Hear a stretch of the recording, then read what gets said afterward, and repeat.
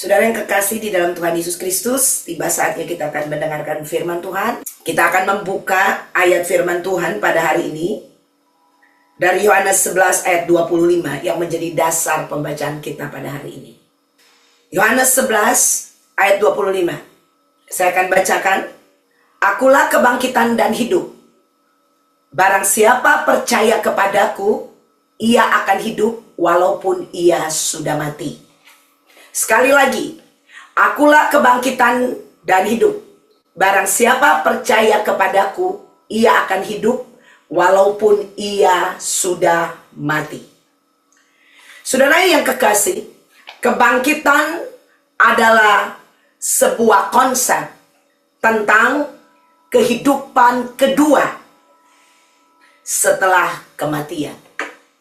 Sesungguhnya kehidupan manusia yang telah jatuh di dalam dosa, yaitu seluruh manusia tanpa terkecuali, semua kita telah jatuh di dalam dosa. Firman Allah berkata bahwa manusia, seluruh manusia telah berdosa dan telah kehilangan kemuliaan Allah. Jadi dari manusia pertama, Adam dan Hawa, sampai manusia terakhir yang lahir di dunia ini, adalah semuanya telah berbuat dosa dan telah kehilangan kemuliaan Allah. Semua konsekuensinya adalah mati. Karena upah dosa ialah maut, kematian yang diperoleh. Itulah sebabnya Yesus telah mati, yang kita rayakan di Jumat Agung 3 hari yang lalu, di hari Jumat, bahwa Yesus telah mati. Dia telah menjadi perantara. Harusnya kita yang mati secara fisik, saudara. Fisik artinya jiwa kita terhilang di dalam kekekalan. Tetapi Yesus yang menggantikan kematian kita. Dia yang menanggung semua kesalahan dan dosa kita, yang kita nggak bisa bayar.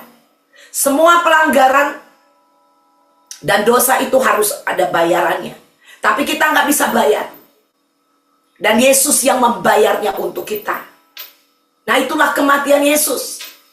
Dia yang harus kehilangan nyawanya demi untuk kita. Agar kita, saudara, bisa hidup kekal. Dan di hari kebangkitan ini, di Korintus berkata, saudara yang kekasih, 1 Korintus 15 ayat 17, itu dengan jelas berkata, jika Kristus tidak dibangkitkan, sia-sialah imanmu. Sia-sialah kepercayaan kita kalau Yesus tidak dibangkitkan. Kenapa, saudara yang kekasih? Karena kebangkitan Yesus adalah juga menjadi kebangkitan orang percaya. Yohanes 11 ayat 25 tadi berkata, akulah kebangkitan dan hidup. Barang siapa percaya kepadaku, ia akan hidup walaupun ia sudah mati. Saudara, kita mati. Waktu Yesus mati, kita ikut mati bersama dengan Tuhan Yesus. Seluruh dosa kita ditanggung oleh Yesus di atas kayu salib, dan kita mati bersama dengan Yesus. Ya. Kita mati dan kita bangkit bersama dengan Tuhan Yesus. Ini adalah kehidupan kita yang kedua. Kehidupan kita yang pertama adalah kematian kekal, tapi ditanggung oleh Yesus. Dan kita mati bersama dengan Dia. Dan kita bangkit di dalam kehidupan kita yang kedua, yaitu kehidupan kekal. Ada amin? Haleluya. Nah, inilah saudara yang kekasih. Yesus berkata, Dia kebangkitan dan hidup. Barang siapa percaya kepadaku, ia akan hidup walaupun ia sudah mati. Haleluya. Saudara, kita sudah mati atas dosa-dosa kita sejak Yesus mati di atas kayu salib.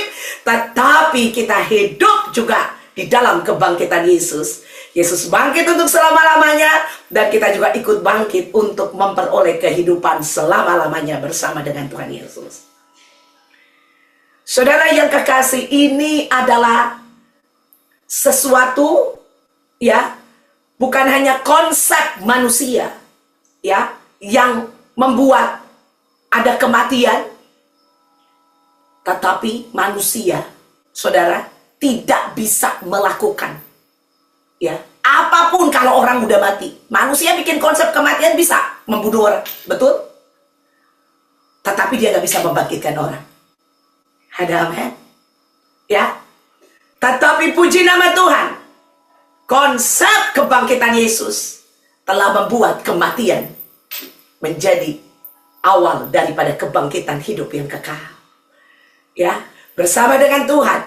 Dan disitulah kebangkitan telah dimulai dengan kemenangan lepas kemenangan yang kita peroleh dari kebangkitan Kristus. Ya, dengan Yesus bangkit, saudara yang kekasih, kita telah memperoleh kemenangan. Kemenangan bukan hanya selama kita ada di dunia ini, tetapi kita beroleh kemenangan selama-lamanya. Nah, inilah kepercayaan orang Kristen. Ya, kita memperoleh kemenangan, kehidupan untuk selama-lamanya. Kalau kita melihat di Roma 6 ayat 4, coba dibuka. Dikatakan, dengan demikian kita telah dikuburkan bersama-sama dengan Dia oleh baptisan dalam kematian. Ya, kalau dikuburkan berarti mati kan? Amin. Ya, dalam kematian, supaya sama seperti Kristus telah dibangkitkan dari antara orang mati oleh kemuliaan Bapa, demikian juga kita akan hidup dalam hidup yang baru.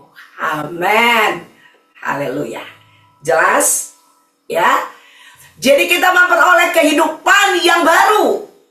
Kehidupan kedua kita adalah hidup yang baru di dalam Tuhan. Ya, hidup yang dipimpin oleh Roh Allah dan dipimpin pada seluruh kebenaran. Ada amin, saudara yang kekasih? Haleluya. Karena kita sudah mati. Hidup lama kita sudah mati. Hidup baru kita adalah hidup di dalam kebenaran. Inilah kehidupan kebangkitan. Inilah kehidupan kedua kita. Bukan hidup di dalam dosa lagi, tapi hidup di dalam kebenaran. Inilah hidup baru kita, saudara yang kekasih. Kalau hidup di dalam kebenaran dipimpin oleh Roh kebenaran, saudara, tempatnya adalah surga yang kekal. Ada amin. Ya, kalau hidup lama kita di dalam dosa adalah hidup yang dipimpin oleh daging dan berakhir kepada kematian kekal. Itu kehidupan lama kita. Tidak ada lagi. Kehidupan baru kita, yaitu kehidupan kedua kita, adalah hidup selama-lamanya di dalam kebenaran. Untuk itu orang percaya harusnya kalau mengerti konsep kebangkitan ini, orang percaya adalah orang-orang yang tidak terkalahkan lagi.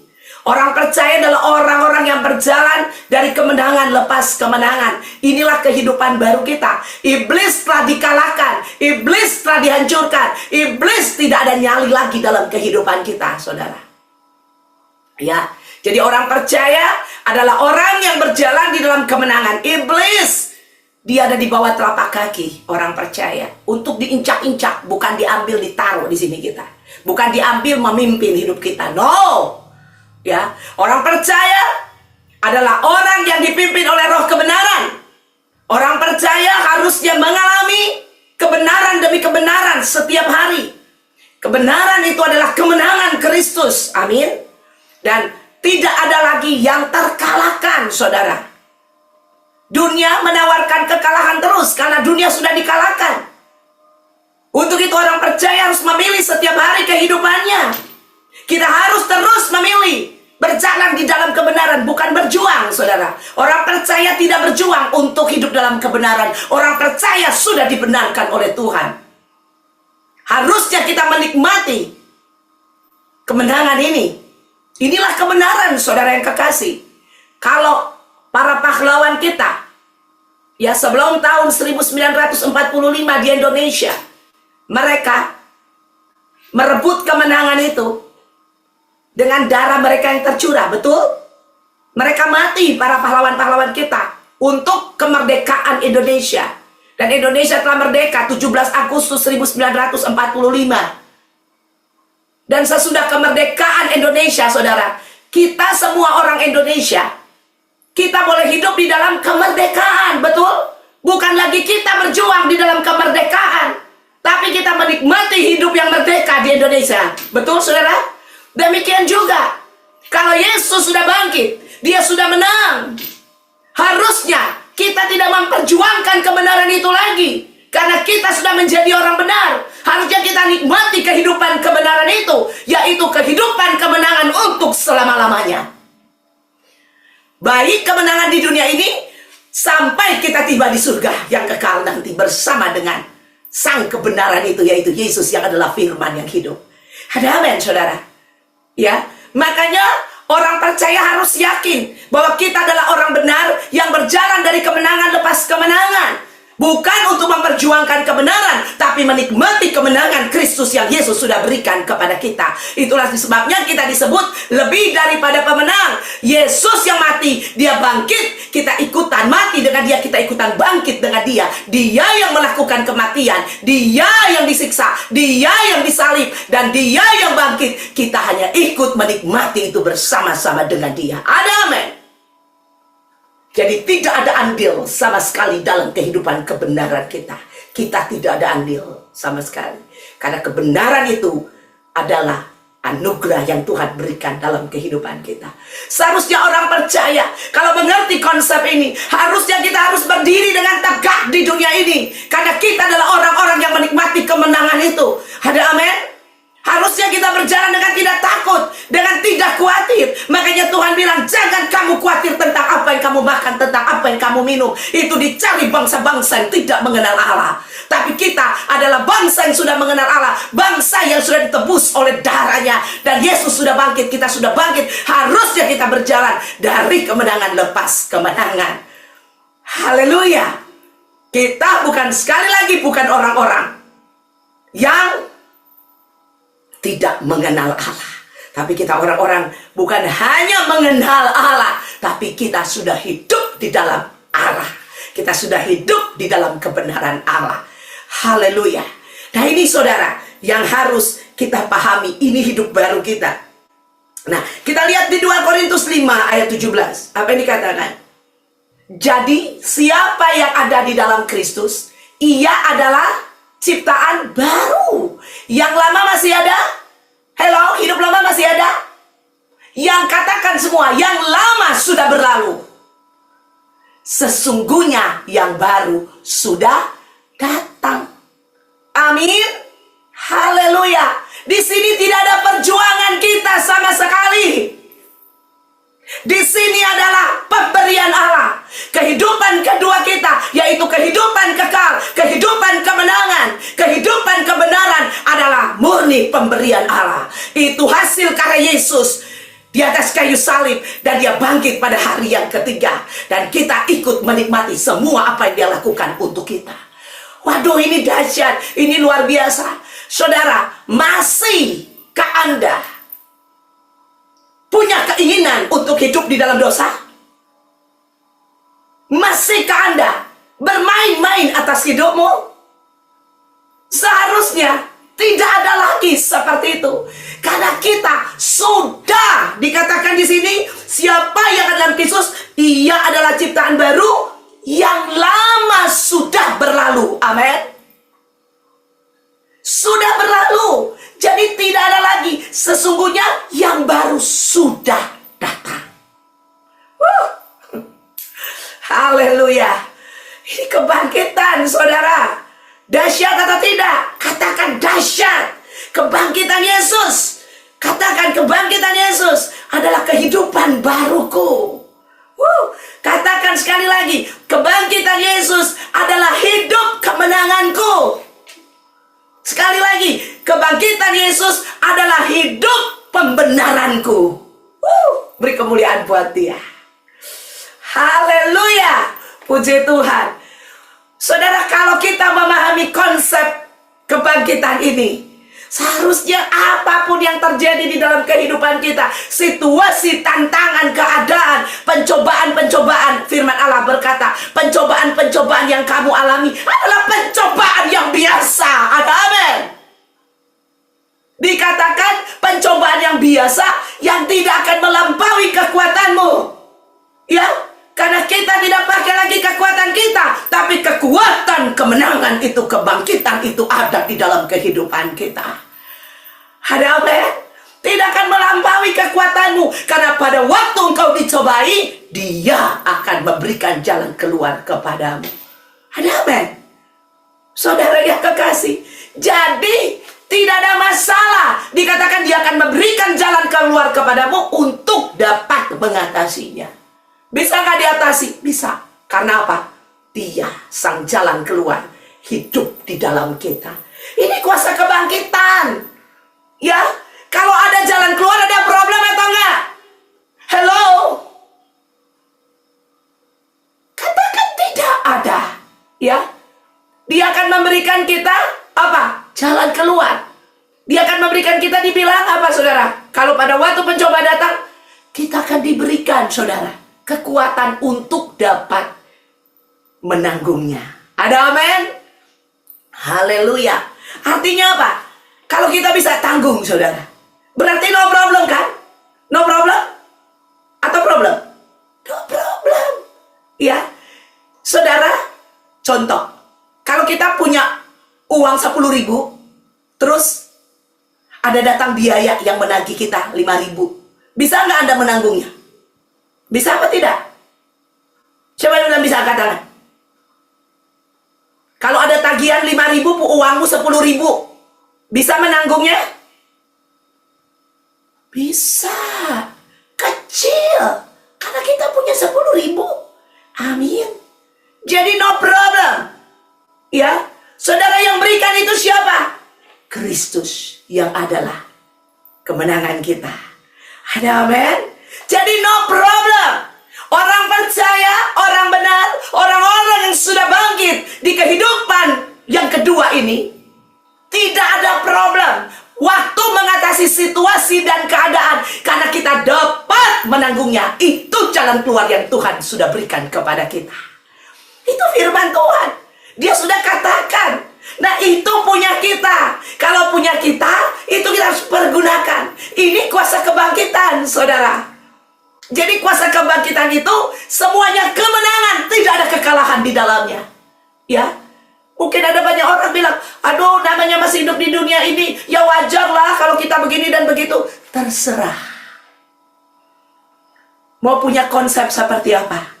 Ya, tapi kalau kita mengerti konsep kebangkitan ini, artinya kita sudah mempunyai kehidupan baru, yaitu kehidupan kebangkitan. Haleluya. Ya, kehidupan kemenangan. Makanya pada waktu Yesus naik ke surga, Dia bilang, aku tidak akan membiarkan engkau piatu. Ya, aku akan datang kembali kepadamu. Di ayat yang lain Dia berkata juga, aku akan mengirimkan Roh penolong bagimu. Siapa itu Roh Kudus? Roh Kudus adalah Roh Kristus sendiri yang datang kembali kepada kita. Ada amin? Karena kuasa kemenangan itu sudah menjadi milik orang yang percaya kepadanya. Kalau itu milik kita, saudara, itu ada di dalam kita. Yaitu siapa kemenangan itu sendiri? Yaitu Kristus. Kemenangan itu sendiri tidak akan pernah meninggalkan kita. Ada amin? Dia akan bersama-sama dengan kita sampai di surga yang kekal. Kita bisa nyampe suatu hari nanti di sana. Itu karena kemenangan Kristus. Karena Kristus itu sendiri sang kemenangan ada bersama-sama dengan kita. Dia bilang, aku sekali-kali tidak akan pernah meninggalkan engkau. Ini kuasa kemenangan. Ini kuasa kebangkitan. Amin. Jadi Anda jangan pernah merasa sendiri. Anda jangan pernah merasa, waduh, aku nih ditolak nih sama keluargaku sendiri. Aku ditolak sama teman-temanku. Aku ditolak sama lingkunganku. Aku ditolak.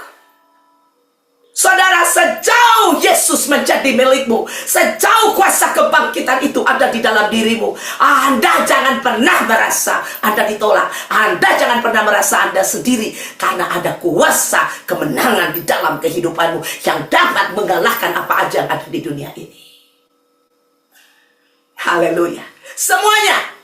Semuanya bisa dikalahkan, dan sudah dikalahkan kuasa dunia ini. Jadi Anda akan berdiri. Kalau ada iblis datang, ada godaan, ada tantangan, ada apapun, Anda berdiri sebagai orang-orang yang sudah memperoleh kuasa kebangkitan, kuasa kemenangan. Kehidupan kedua kita ini adalah kehidupan kemenangan. Kehidupan pertama kita, kehidupan berdosa sudah mati. Ingat baik-baik, jangan bawa-bawa itu kematian dalam kehidupan kita lagi. Anda harus hidup di dalam kehidupan yang baru ini, kehidupan kedua kita, yaitu kehidupan yang sudah dibangkitkan di dalam kemenangan Kristus. Ya, jangan dibawa-bawa. Kalau udah mati kita bawa, itu namanya apa? Itu namanya hantu. Jangan bawa hantu di dalam hidupmu. Oke? Waktu kita dipimpin daging, itu saudara, itu hantu. Itu bukan kehidupan. Itu orang udah mati, terus kita lihat ada orang di jalan-jalan yang udah mati. Aduh, saya ngeliat ada si A yang udah mati, nenek saya yang udah mati. Saya lihat tadi dia berdiri di pintu. Itu bukan nenekmu yang sudah mati. Nenekmu kalau mati di dalam Tuhan, dia udah ada di surga. Yang engkau lihat itu hantu, setan yang menyerupai nenekmu. Betul? Ya, jadi jangan ada lagi yang percaya nenek gua datengin gua dalam mimpi, dalam apa, nggak pernah akan bisa. Ya, karena di cerita Bapak Abraham, dibilang orang mati dan orang hidup tidak bisa bertemu. Jadi nggak ada. Nggak ada yang kayak gitu. Yang ada itu siapa? Hantu. Nah, hidup lama kita sudah mati. Kalau datang itu apa? Hantu. Mau bergaul dengan hantu, tidur sama hantu, berjalan sama hantu. Nggak ada yang mau kan? Saya juga nggak mau. Kehidupan kekal kita adalah kehidupan kedua kita ini, adalah kehidupan kemenangan. Amin. Hidup, bukan hantu, bukan mati. Hidup lama kita mati, hantu. Yang sekarang ini adalah hidup baru kita di dalam Tuhan. Kemenangan bersama dengan Kristus. Haleluya. Haleluya. Ya, setelah kita dengar khotbah ini, semuanya tanpa terkecuali, saudara, kita harus mulai berjalan, ya, dengan kuasa kemenangan itu. Kalau kemarin udah terima Tuhan, tapi kok nggak tahu ya, atau kok tetap berjalan dengan hantu, hari ini putuskan kehidupan Anda dengan hantu itu. Hari ini juga putuskan. Tidak ada lagi hidup yang lama, sudah berlalu. Firman Allah katakan, yang ada hanyalah hidup baru kita. Ingat baik-baik, setiap Anda mau melakukan sesuatu, kalau ada dosa mengintip, katakan kepada dosa itu, engkau kehidupan lamaku. Hidup baruku adalah hidup di dalam kemenangan, yaitu kebenaran, dipimpin oleh roh kebenaran pada seluruh kebenaran. Amin. Dan Anda akan melihat bagaimana Anda berjalan dari kemenangan, lepas kemenangan. Anda akan melihat, waduh, ada situasi, ada keadaan, tetapi no problem. Aku dapat menanggungnya karena Tuhan sudah memberikan jalan keluar bagiku. Haleluya. Orang percaya harus berkata no problem. Bukan dikit-dikit, aduh gua ada problem nih, gua ada problem nih, gua ada problem nih. Gak ada. Adanya keadaan, adanya situasi, tapi no problem. Karena aku dapat menanggungnya. Dia sudah memberikan jalan keluar. Ya, dia adalah jalan, the truth, kebenaran, amin, dan hidup. Haleluya.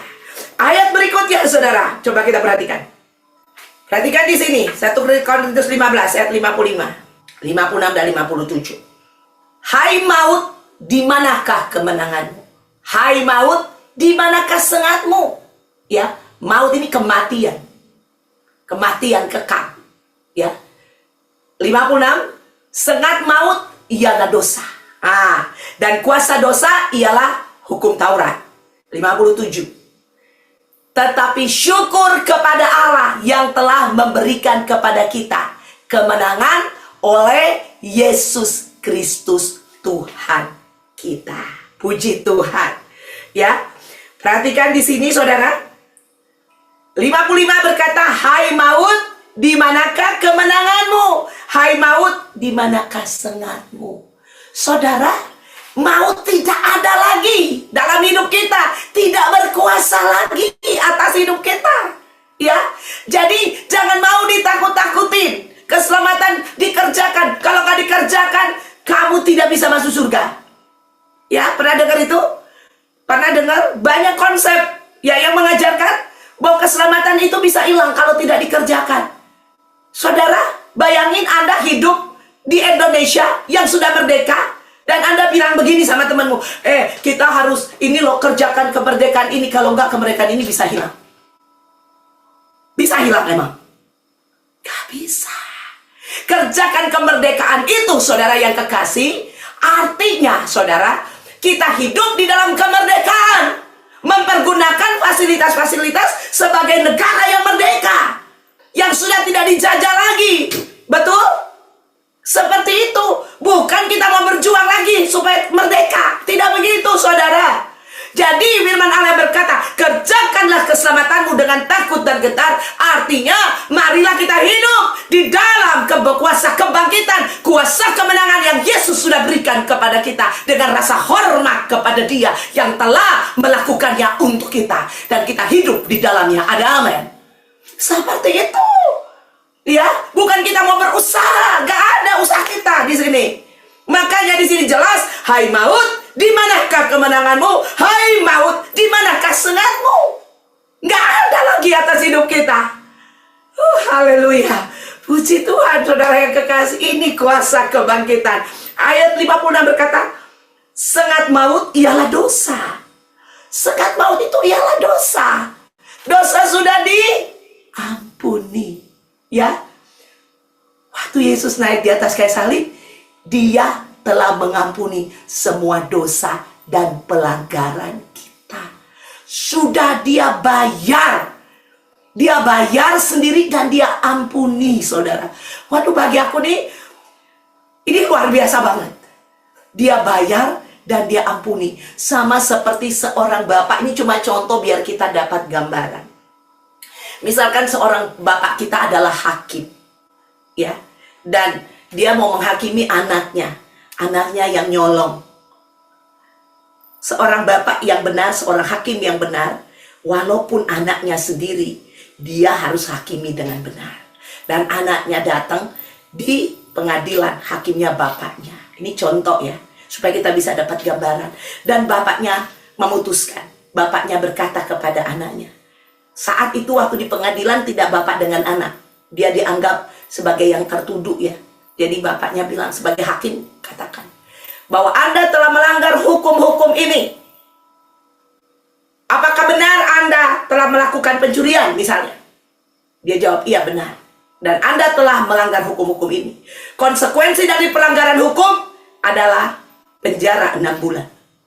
Atau Anda harus denda 50 juta. Dia bilang, Pak Hakim berkata kepada dia, apakah kamu mengakui kesalahanmu? Ya Pak Hakim, saya minta maaf dan saya tidak berbuat lagi.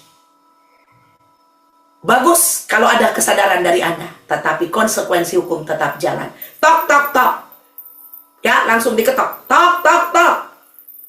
Penjara 6 bulan atau denda 50 juta. Selesai itu. Anaknya yang habis nyolong karena nggak punya uang ini, cuma ada 2 pilihan, masuk penjara atau bayar 50 juta. Bapaknya lepas jubah hakimnya. Waktu setelah dia lepas jubah hakimnya, saudara, dan dia keluarkan uang dari dompetnya 50 juta untuk membayar apa yang anaknya lakukan, sehingga anaknya bebas dari hukuman. Keadilan tetap berjalan, yaitu kematian. Yesus bayar itu buat kita. Ya, yang bebas siapa? Kita yang bebas. Ada amin? Dia bayar itu. Hukum tetap berjalan dengan benar, sempurna. Kita memperoleh kemenangan bukan karena kita yang bayar, tapi Dia paid off. Dia bayar lunas dosa kita di atas kayu salib. Amin. Dan Dia bangkit, sehingga kita bisa ikut bangkit bersama dengan Dia. Bukankah ini adalah amazing grace? Haleluya. Amin. Anugerah yang amazing, yang luar biasa, sangat besar, yang kita gak bisa bayar, Dia bayar. Itulah sebabnya dikatakan sangat maut ialah dosa. Tadi dikatakan, hai maut, di manakah kemenanganmu? Hai maut, di manakah sengatmu? Tidak ada lagi. Dia sudah bayar itu. Tuntas. Paid off. Tuntas. Lunas. Tidak ada sedikit pun tagihannya untuk Anda. Seluruh tagihannya Dia sudah bayar. Boleh beri kemuliaan buat Dia. Haleluya. Puji Tuhan, saudara. Paham ya? Paham ya? Sangat paham, saudara. Dan 57 berkata, tetapi syukur kepada Allah yang telah memberikan kepada kita kemenangan oleh Yesus Kristus Tuhan kita. Jadi apa? Telah memberikan apa di situ? Coba buka lagi 57. Saya mau supaya kita lihat. 57 perhatikan. Sama-sama kita baca ayat ini. Sama-sama semuanya. 1, 2, 3.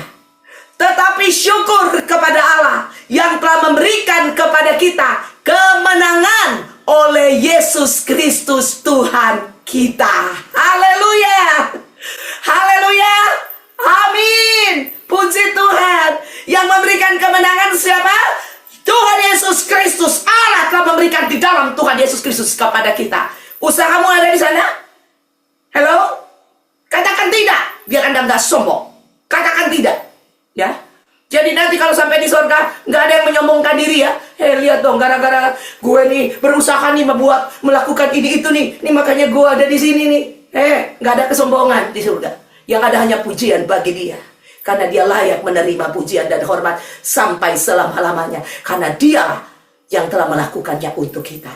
Makanya kitab Roma berkata segala sesuatu dari Dia, oleh Dia, dan bagi Dialah kemuliaan sampai selama-lamanya. Bukan buat kita. Kalau sampai Dia memuliakan kita, biarlah Dia memuliakan kita. Tapi kita sebenarnya nggak layak menerima kemuliaan itu. Kemuliaan kalau Dia berikan, saudara, itu karena kebaikan Dia, karena Dia mengasihi kita, bukan karena kita pantas diberikan kemuliaan. Kita nggak pantas menerima surga. Kita tidak pantas berjalan di dalam kemenangan. Kita tidak pantas sedikit pun untuk memperolehnya. Tetapi semua hanya karena anugerahnya. Semua karena kebaikannya. Semua karena kasih setianya. Makanya firman Allah berkata, walaupun engkau tidak setia, aku tetap setia. Haleluya. Puji Tuhan. Inilah kebangkitan Yesus yang kita nikmati. Tetapi terkadang kita belum paham.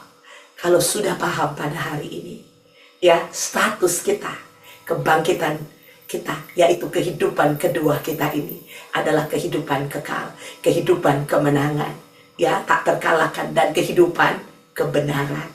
Ya, ingat 3 itu, ya. Kehidupan kedua kita ini adalah kehidupan kekal, kehidupan kemenangan, kehidupan kebenaran. Ada amin? Ini 3 adalah kuasa kebangkitan yang kita hidupi day by day sampai kedatangan Dia kedua kali menjemput kita, umat pilihannya, dan nanti kita akan tinggal bersama-sama dengan Dia di kehidupan kekal kita di surga nanti. Inilah kehidupan kita, yaitu lewat kuasa kebangkitan Tuhan Yesus. Haleluya. Nama Tuhan dipermuliakan. Amin.